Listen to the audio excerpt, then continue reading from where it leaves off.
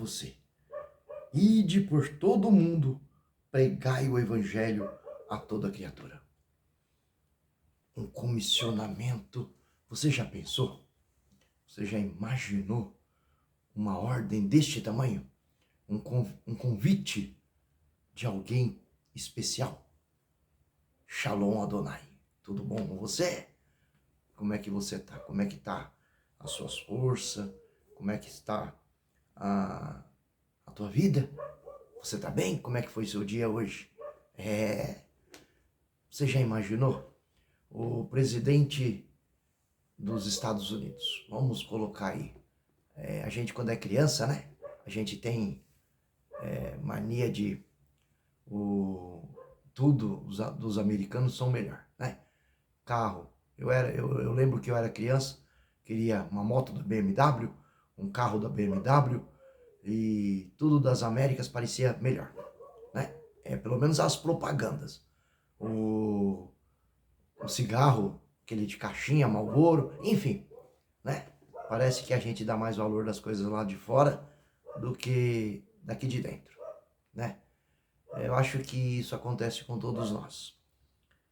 Você já imaginou o presidente dos Estados Unidos chegar em você e fazer um convite? E olha, você está convidado para trabalhar na minha empresa. Você está combinado para dirigir aí um show, dirigir aí uma empresa, uma grande empresa. Você está convidado a fazer um grande evento, né? Diz você aí qual que seria um bom convite, né, que te agradaria, que seria legal.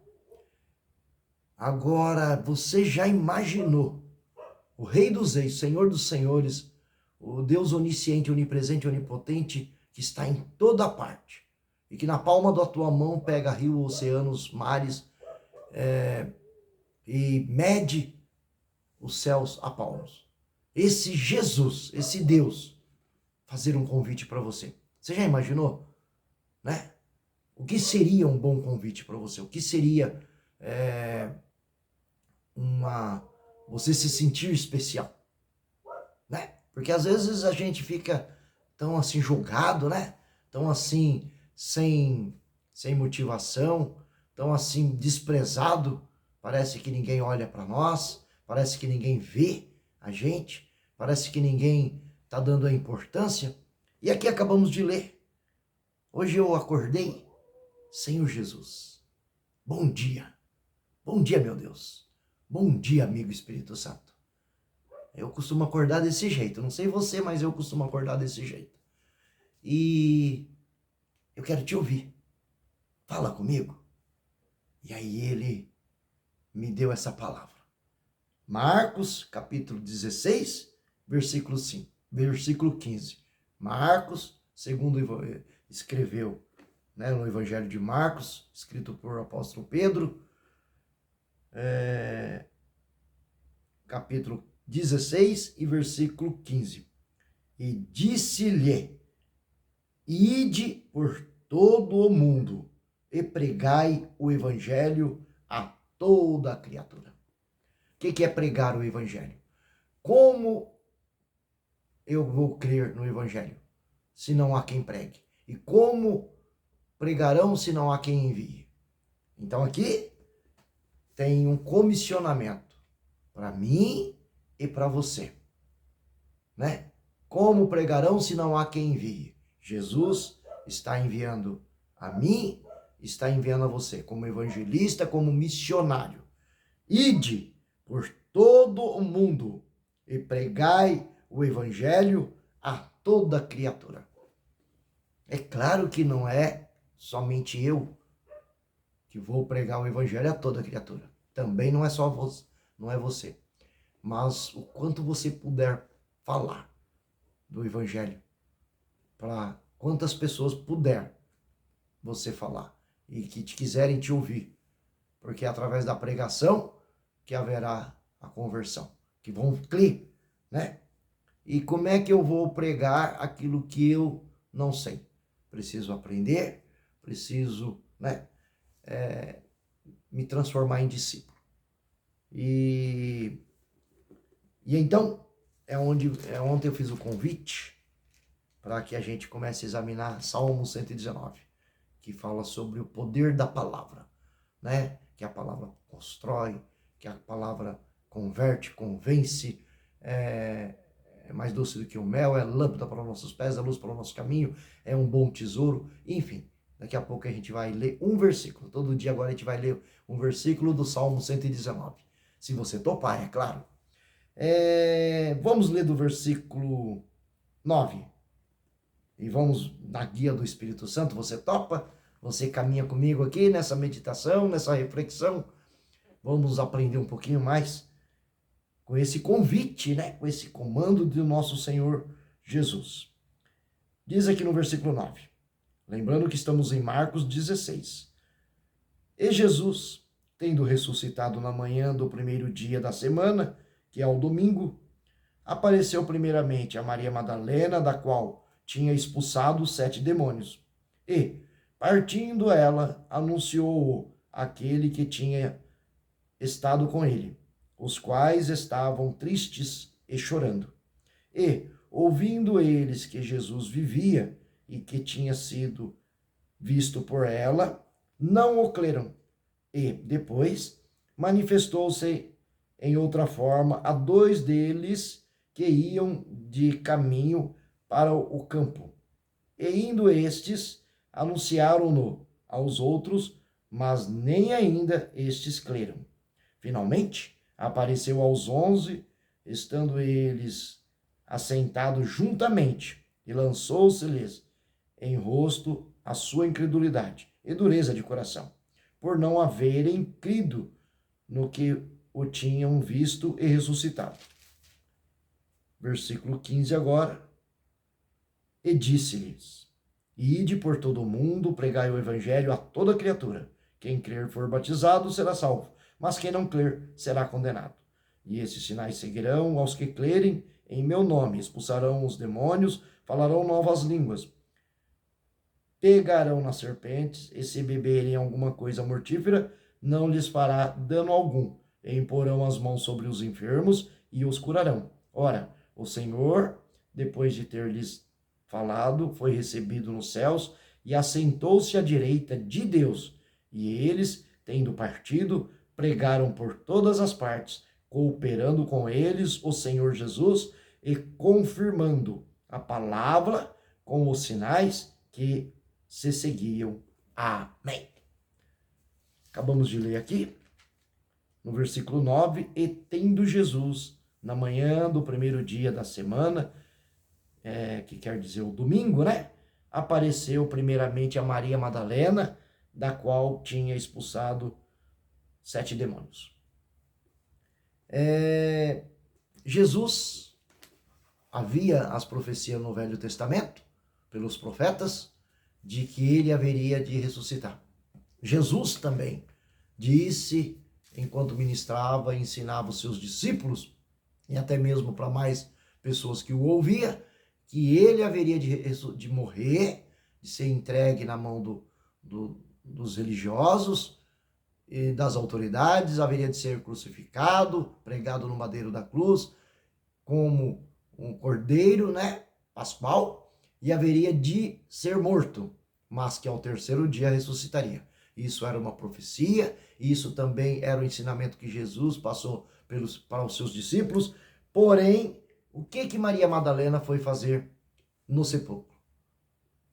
Ela e mais, foi lá embalsamar o corpo de Jesus. Esqueceu da profecia, esqueceu do que Jesus disse. E aqui menciona no versículo abaixo que, e partindo ela anunciou aqueles que tinham estado com ele. Por quê? Porque lá ela chegou no sepulcro e não encontrou o corpo de Jesus para embalsamar, para fazer o trabalho ali de cuidados do sepultamento. E ela estava preocupada que tinha que remover a pedra, né? Em Mateus, em João, em Lucas, discrimina um pouco mais detalhado. Para que esse vídeo fique curto, a gente vai resumir aqui. Mas o que aconteceu foi isso. E lá o anjo está procurando quem? Jesus já o ressuscitou. Por quê? Havia a profecia e ela não criou. Ao invés dela estar esperando Jesus ressurreto, estava lá para embalsamar. Os discípulos estavam lá chorando a morte de Jesus, né? Como se fosse um luto. E tinha tido as profecias. Também tinha tido o dito dele, do próprio Jesus, que ele haveria de morrer, mas que no terceiro dia haveria de ressuscitar. Então, quantas das vezes temos as promessas do Senhor, né, forma prática aqui para nós hoje, porque a palavra de Deus é atemporal. Ela serve para nós e no dia de hoje. As promessas que o Senhor fez para mim e para você, acredite, vai acontecer. As promessas que estão na palavra de Deus, acredite, vai acontecer. Não é a promessa de um... Não é como nós. Não é a nossa promessa. Que muitas das vezes não cumprimos com a nossa palavra. Muitas das vezes falamos e não cumprimos. Muitas vezes prometemos e não conseguimos cumprir. Mesmo que queremos, mesmo que desejamos. Falhamos com a nossa palavra. Mas esse Deus, o nosso Deus, não falha com a tua palavra. Ele não é homem para que minta, nem filho do homem para que se arrependa. Dizem Números, né? E ele tinha falado, mas eles estavam. E partindo dali anunciou aqueles que tinham estado com eles e ainda assim estavam tristes, chorando, e ainda assim ouvindo elas falar que Jesus havia ressuscitado dos mortos, não creram, no versículo 11. E depois manifestou-se de outra forma. Ele já não se apresentou como Jesus para os dois ali no caminho de Emaús, mas eles sentiram um fogo, um calor, e eles comentaram entre si: viu que estava junto conosco, andando e falando conosco, e a gente sentiu um fogo, um calor? Era Jesus, né? Mas ainda assim não perceberam, não creram, não entenderam. E aí depois eles apresentam de porta fechada. Ele entra no ambiente que estavam os 11 e se apresenta: paz seja convosco. E ali, ainda assim, não creram. E aí ele faz o quê? Finalmente, no versículo 14, apareceu aos 11, estando eles assentados juntamente, e lançou-se-lhes em rosto a sua incredulidade e a dureza de coração, por não haverem crido no que tinham visto e já ressuscitado. Então, Jesus repreendeu aqui no versículo 14, todos os seus discípulos. Por quê? Porque eles não criam. Porque ele disse: eis que vou para o Pai, né, e enviarei o Consolador. E se eu não for, não tem como enviar. Ou seja, todo o trajeto, todo o processo da cruz, do resgate, da compra de nós, da compra, né, da salvação, a graça, teria que passar por todo esse processo. E eles já conheciam todo o plano. O plano da redenção, o plano do resgate, o plano da morte, dos 3 dias, da ressurreição, tanto nas profecias, como escrito na lei de Moisés, na Torá, como também dito pelo próprio Jesus. E ainda agora ele está ressurreto na frente deles, e ainda assim eles não criam. Tomé, o mais ousado, eu tenho que colocar o dedo lá nos furos dos pregos. E aí Jesus, que não estava quando Tomé falou, Jesus se apresenta para os 11, vem cá, Tomé, coloca o dedo aqui no buraco do prego da minha mão, mesmo em corpo glorificado. Ele apresenta o corpo físico para que Tomé testasse ali, né? E a onisciência dele, ele não estava quando Tomé falou: eu só acredito se eu ver. Mas depois ele se apresenta e ele fala, antes que Tomé fale: vem cá, Tomé, você só acredita vendo. Felizes e abençoados são todos aqueles que não viram, mas creram. Nós, você, somos felizes e abençoados na fala de Jesus, porque nós não vemos, mas cremos em Jesus. Aliás, eu tenho visto Jesus na transformação, né? Nas naturezas, tenho visto Jesus no sorriso da criança, tenho visto Jesus na transformação que ele fez na minha vida. Qual era o Flávio há uns anos atrás e qual é o Flávio hoje, né? Se você não vê Jesus em tudo isso, você não é um bem-aventurado. Essa palavra traz para nós não só o comando do ID, né, de aprendermos, de meditarmos, de ruminar e de buscar o comando do Senhor e falar do amor dele, falar do evangelho, falar dos milagres, falar dos sinais, dos prodígios, das maravilhas que continuam acontecendo no nosso meio, né? Quantos milagres, eu, por exemplo, sou fruto de milagre. Não é para esse vídeo, já tenho esse vídeo gravado, né, do milagre da minha vida e de vários milagres que venho vivendo, sinais, prodígios e maravilhas acontecendo ainda no nosso meio e que haverá de acontecer ainda muito mais. Mas não só do comissionamento, do ID, né, de pregar o evangelho, de sermos missionários, de sermos evangelistas, mas que nós possamos alimentar a nossa fé, que nós possamos entender e compreender que quando temos uma palavra de comando, quando temos uma promessa, nós precisamos acreditar, nós precisamos entender e compreender que existe o tempo de Deus, que Deus não se move no nosso tempo, no tempo Kairos, né? Mas no tempo oportuno, no tempo da preparação, no tempo da maturidade, quando nós entendemos e compreendemos e descansamos no Senhor. Isso é um chamado para nós hoje, colocarmos a nossa fé em ação, colocarmos a nossa vida alinhada aos planos e projetos de Deus e descansar nele. Porque ele disse, né? Vem comigo, Ezequiel. Vem comigo e vamos entrar na água. Pega o metro e vamos medir. Mede 10 metros e Ezequiel entra no rio. Mede mais 10 e Ezequiel entra. E vai entrando até chegar uma hora que ele está dependente, está mergulhado. E é assim que o Senhor quer que fiquemos nele.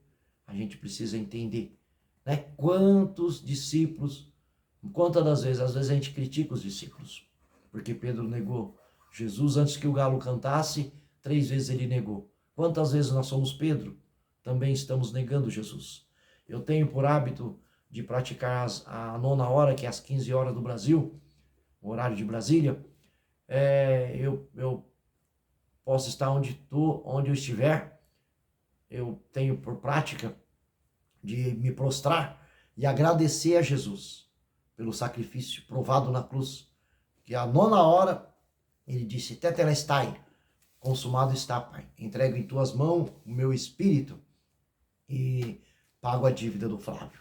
Pago a dívida de pecado que o Flávio tem. E hoje o Espírito de Deus testifica com o meu espírito que eu estou salvo, que eu estou liberto e que eu tenho uma vida eterna. E testifica com o seu também, né? Essa é a promessa da salvação, essa é a alegria da salvação para todos nós que confessamos. Mas quantas as vezes não somos um Pedro que negamos Jesus? Quantas das vezes não somos um Tomé que temos que colocar o dedo no buraco da ferida de Jesus? Quantas das vezes não somos Maria Madalena, né? Que mesmo vivendo os milagres, as experiências e que Jesus, o próprio Deus, expulsou ali os 7 espíritos, 7 demônios nela, e tendo ali a experiência, foi lá, mesmo sabendo que Jesus no 3º dia haveria de ressuscitar, mas foi lá, comprou as essências e foi lá embalsamar o corpo, esquecendo da promessa do Senhor. Quantas das vezes nós não somos Maria Madalena e vamos lá embalsamar um corpo que está vivo? Quantas das vezes? Né? Porque às vezes a gente começa a criticar. Mas e se nós tivéssemos lá? E às vezes hoje nas práticas que temos, estamos fazendo a mesma coisa. E muitas das vezes eu oro: Senhor Jesus, me perdoe todas as vezes que eu bati o martelo nas tuas mãos. Me perdoe todas as vezes que eu bati o martelo nos teus pés. Porque todas as vezes que eu não dei crédito, né?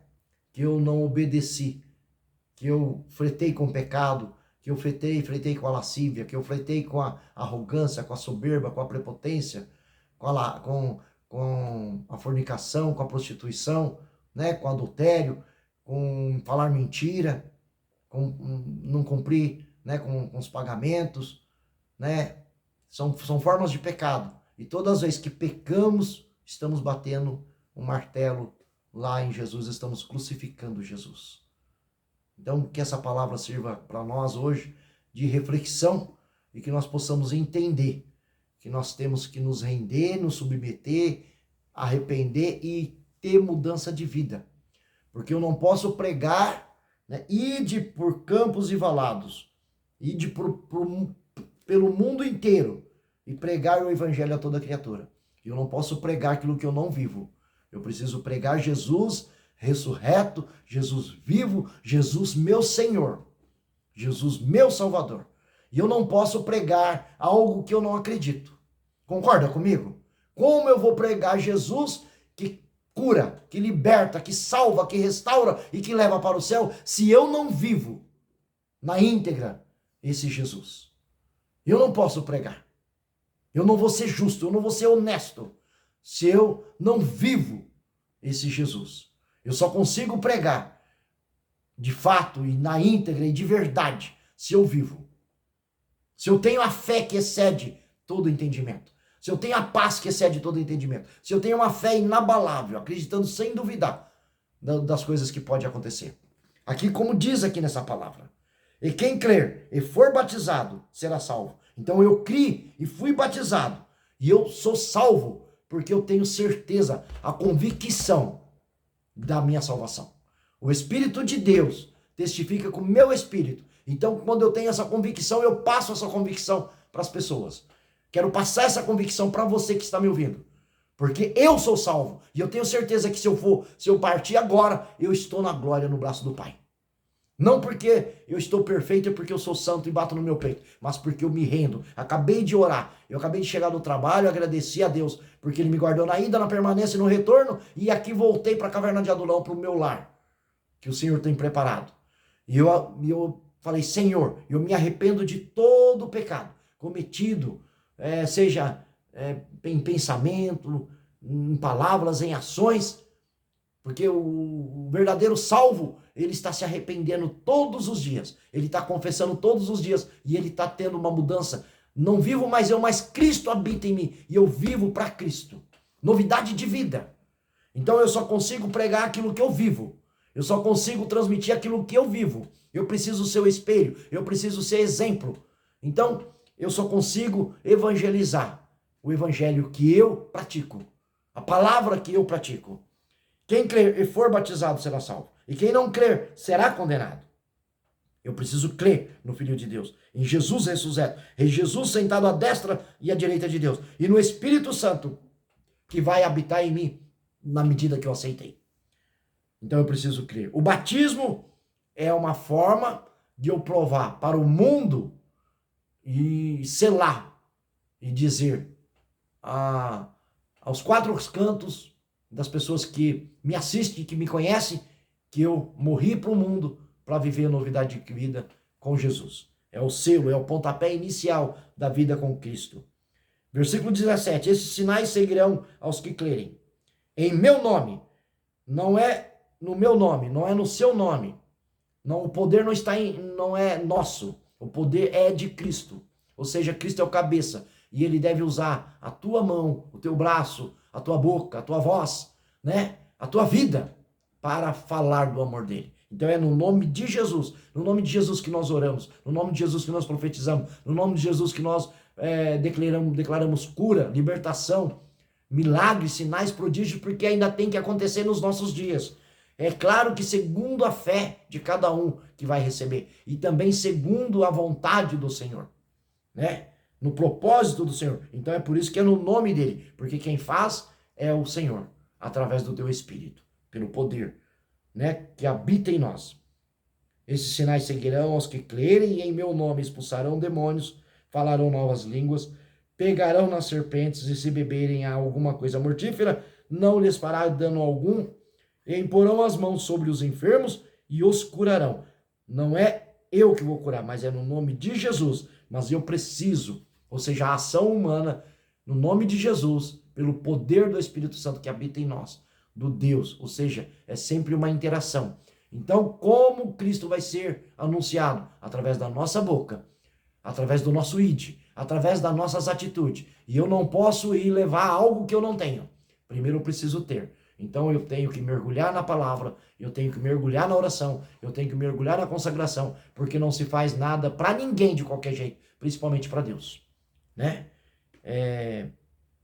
E assim nós vamos fazendo o trabalho do Senhor, sendo discípulos do Senhor aqui na terra. Porque aqui era um comissionamento aos seus discípulos, mas isso é para a igreja mundo afora, enquanto ele não vier. E assim nós vamos orar para os enfermos, e nós vamos expulsar demônios no nome de Jesus. É sempre no nome de Jesus, porque no nome de Jesus é a graça capacitadora, é o poder em nós habitando pelo Espírito Santo, mas na autoridade no nome de Jesus, Filipenses 2:9. E o nome sobre todos os nomes, exaltado por Deus sobremaneira, a qual todos devem clamar. Ora, o Senhor Jesus, depois de ter lhes falado, foi recebido no céu. Ou seja, foi o último comissionamento aos seus discípulos, também a nós, e ele foi recebido nos céus, aonde? À direita de Deus. Versículo 19. E eles, tendo partido, pregaram por todas as partes, cooperando com eles o Senhor Jesus e confirmando a palavra. Então, em espírito, Jesus continua andando. E eis que estarei convosco, né, Mateus 28, todos os dias até a consumação do século. Né? Através do quê? Através do Espírito Santo. Eis que, isso é a palavra de João, né? Eis que eu vou para o Pai, João 14, e o Pai em meu nome vos enviará o Espírito Consolador. E aí eu e o Pai habitaremos em vós, em espírito, e estaremos convosco até a consumação do século. Amém? Essa é a palavra. Fica para sua meditação. Entenda, compreenda que você precisa viver para depois pregar. Você precisa ter para depois liberar. Eu não consigo dar nada que eu não tenho. Eu só consigo dar algo que eu possuo, né? Então, eu costumo dizer, Senhor Jesus, meu Deus e meu Pai, em nome de teu Filho Jesus, por teu Espírito Santo, eis-me aqui, que ache graça aos teus olhos de nos enviar. Nos capacite, nos direcione, nos toque com a brasa viva do altar e nos comissione. Porque Isaías, né? Ele, diante de Deus, se prostrou e aí ele temeu por sua vida, se arrependeu, confessou. E Jesus, o que Jesus fez? O que Deus fez? Com as brasas vivas do altar, tocou nos seus lábios. Purificados são os teus pecados e perdoados estão os seus pecados. E santificou ali. Quando ele ouviu o chamado, eis-me aqui, envia-me a mim. Esse é o comportamento que eu devo ter e que você deve ter também, tá? Fique com essa palavra, reflete, e que Deus continue falando ao teu coração, falando à tua mente. Lembra que a forma mais segura de Deus falar com você é através da palavra. Palavra escrita, tá? E isso no particular, todos os dias com você. Meditai na palavra de Deus de dia e de noite. Vamos ler o Salmo 119? Como eu prometi, um versículo por dia. Vamos aqui ler. Vamos ler o primeiro versículo. Bem-aventurado significa felizes e abençoado. Os que trilham caminhos retos e andam na lei do Senhor. Você é um feliz e é um abençoado porque trilha os caminhos retos, ou seja, não desvia nem para a esquerda nem para a direita, não é caminho torto, é um caminho reto, caminho certo, um caminho de luz, um caminho de encontro com Deus. E andam na lei de quem? Do Senhor. Você anda na lei de quem? A lei do Senhor. Não matarás, não adulterarás, não darás falso testemunho, não farás para ti imagem, escultura, não caluniará, amai, o resumo dos 10 mandamentos. Amai a Deus sobre todas as tuas forças, com todo o teu entendimento, com todo o teu intelecto, com tudo os teus bens, com tudo que você tem, e ao teu próximo como a ti mesmo. Se resume os 10 mandamentos na fala de Jesus, né? Os 10 mandamentos do Velho Testamento e os 10 mandamentos resumidos na fala de Jesus. Que Deus te abençoe na autoridade do nome de Jesus. Amém.